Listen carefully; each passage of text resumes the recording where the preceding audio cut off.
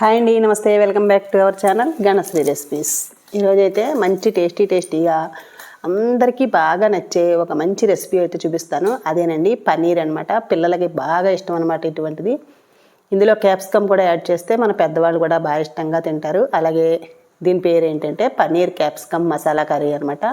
నేను చేసినట్లుగా ఇలా మీరు కూడా చేశారంటే ఇది చపాతీ, రోటీ, అలాగే బిర్యానీ, ఫ్రైడ్ రైస్ ఎందులోకైనా సరే సూపర్ కాంబినేషన్ అనమాట. ఇది ఎలా ప్రిపేర్ చేయాలో ఇప్పుడు మనం చూసేద్దాం రండి.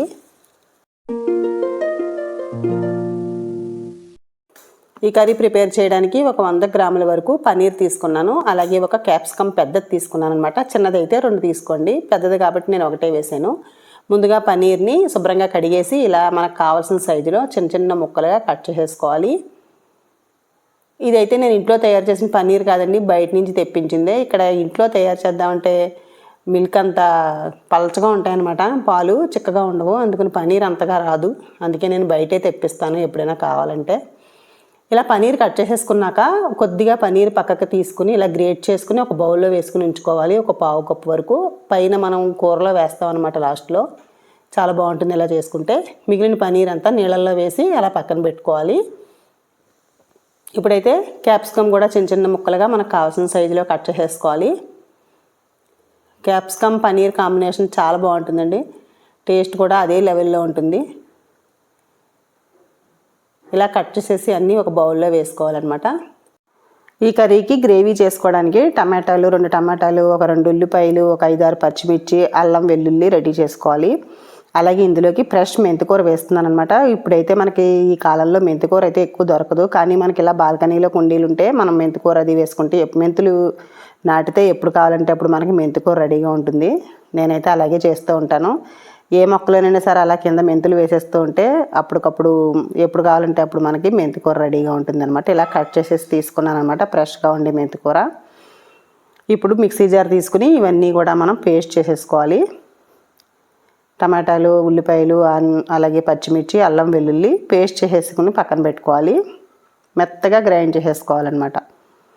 ఇవి వేయించి కూడా పేస్ట్ చేసుకుంటారు, ఇలా పచ్చివి కూడా మన ఇష్ట ప్రకారం ఎలాగైనా చేసుకోవచ్చు. నేనైతే ఇలా పచ్చివే చేస్తున్నాను. మీకు కావాలంటే అన్నీ ఒకసారి లైట్గా వేయించి కూడా మిక్సీ పట్టుకోవచ్చు.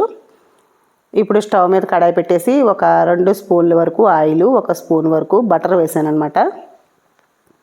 ఇప్పుడు ముందుగా పన్నీర్ వేయించేసుకుని పక్కన పెట్టుకోవాలి. పన్నీర్ వేయించుకుంటే కొంచెం తినడానికి బాగుంటాయి అన్నమాట, టేస్ట్ అదిని. లేదంటే అలా వేసేస్తే కొంచెం గమ్మున విరిగిపోతాయి. కొంచెం ఇలా వేయించి వేయడం వల్ల బాగుంటాయి అన్నమాట. లైట్గా 2 పక్కల కూడా గోల్డెన్ కలర్ వచ్చే వరకు అలా వేయించుకుని, లైట్ గోల్డెన్ కలర్ అనమాట, మరీ మాడిపోకూడదు. ఇలా వేయించేసుకుని ఒక బౌల్లోకి తీసుకున్నాను.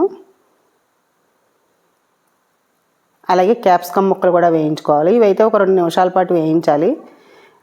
క్యాప్సికమ్ ఎప్పుడు కూడా లైట్గా వేయించేసి అప్పుడు కూర చేసుకుంటే టేస్ట్ అనేది ఇంకా బాగుంటుంది అనమాట. పచ్చివి అప్పటికప్పుడు వేసేయడం వల్ల వేరే టేస్ట్గా ఉంటుంది. ఇలా ఫ్రై చేసి వేసుకుంటే టేస్ట్ బాగుంటుంది. ఇవి కూడా ఒక బౌల్లోకి తీసేసుకున్నాను. ఇప్పుడు ఈ ఆయిల్ అయితే సరిపోతుంది, ఇంకా కూరకి ఆయిల్ బటర్ వేసాం కదా సరిపోతుంది. ఇప్పుడు ఇందులోకి కొద్దిగా జీలకర్ర, అలాగే కొద్దిగా సోంపు వేసాను. ఇప్పుడు ముందుగా కట్ చేసి పెట్టుకున్నాం కదా మెంతికూర, శుభ్రంగా కడిగేసి కట్ చేసేసాను. ఆ మెంతికూర వేసేసి బాగా ఫ్రై చేసేసాను అనమాట. ఈ మెంతికూర లేకపోతే మీకు కసూరి మేతి ఉంటే వేసుకోండి, బాగుంటుంది. ఎండు మెంతి ఉంటుంది కదా, ఎండు మెంతి ఆకులు అవి వేసుకోవచ్చు. నాకైతే ఇలా పచ్చిది అప్పటికప్పుడు ఫ్రెష్ది వేసుకోవడం చాలా ఇష్టం అనమాట. అలాగే ఈ ఆనియన్ పేస్ట్ కూడా వేసేసాను ఇందులోకి. ఇది కొంచెం వేగేటప్పుడే ఇందులోకి కొద్దిగా కారం, అలాగే సాల్ట్, కొంచెం గరం మసాలా వేసాను. కారం మీకు చూసి వేసుకోండి. నేనైతే ఒక 1/2 టీ స్పూన్ కారం వేసాను. అలాగే కసూరి మేతి కూడా వేసానండి, ఇంకా బాగుంటుంది ఫ్లేవర్ అనేది, అందుకని కసూరి మేతి కూడా వేసుకున్నాను. అలాగే కొంచెం ధనియాల పొడి, ఒక 1/4 టీ స్పూన్ వరకు ధనియాల పొడి వేసేసి ఇవన్నీ కూడా బాగా వేయించేసుకోవాలి. ఈ మసాలా ఉల్లిపాయ ఉంది కదా, ఇదంతా కూడా దగ్గరికి రావాలన్నమాట. అలా ఆయిల్ కొంచెం పైకి తేరే వరకు వేయించుకోవాలి. ఇదంతా వేగిపోయిన తర్వాత ఇప్పుడు ముందుగా రెడీ చేసుకున్న క్యాప్సికమ్, అలాగే పన్నీర్ ముక్కలు కూడా వేసేసుకోవచ్చు. ఒకసారి మసాలా అంతా వీటికి పట్టీలా కలిపేసుకుని ఇందులో కొంచెం వాటర్ వేసుకోవాలన్నమాట. గ్రేవీ పలచగా రావాలి కదా, అందుకని కొంచెం వాటర్ వేసుకోవాలి. ఒక 1/2 కప్పు వాటర్ అయితే సరిపోతుంది. ఇలా వాటర్ వేసేసి కలిపేసిన తర్వాత పన్నీర్ తురుము ఉంది కదా, ముందుగా తురుము పెట్టుకున్నాము, అది కూడా ఇప్పుడే వేసేయాలి. ఆ వీడియో అయితే మిస్ అయింది. నేను మామూలుగా పన్నీర్ చూపించాను, తర్వాత వేసేసాను అనమాట. అది కూడా వేసేసి ఆ తురుము అంతా వేసేసి ఒకసారి కలిపేసి మూత పెట్టేసుకోవాలి. కొద్దిసేపు ఉడికించుకుంటే రెడీ అయిపోతుంది అనమాట. ఇంకా లాస్ట్లో కొంచెం ఫ్రెష్ క్రీమ్ వేసాను అనమాట. పాలమీగడ ఉంటుంది కదా, పాలమీగడ వేసుకోండి, లేదంటే కొంచెం నెయ్యి కూడా వేసుకోవచ్చు ఇది లేకపోతే, లేదంటే బటర్ వేసుకోవచ్చు. వేసేసి మూత పెట్టేసాను అనమాట. టేస్టీగా అయితే రెడీ అయిపోయింది. చూడండి ఆయిల్ అంతా, ఆయిల్ బటరు పైన తిరిగిపోయింది చూసారా, చూడడానికి ఎమ్మీగా ఉంది కదా. టేస్ట్ కూడా అలాగే ఉంటుంది, చాలా అంటే చాలా బాగుంటుంది. సో తప్పకుండా ట్రై చేయండి ఇలాగా. చాలా ఈజీగా కూడా ఉంది కదా కర్రీ అయితే.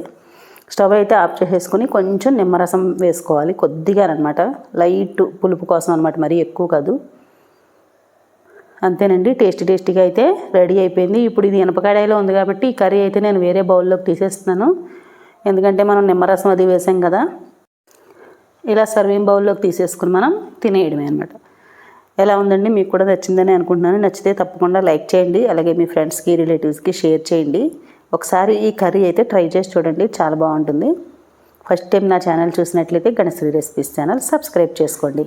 Thank you for watching.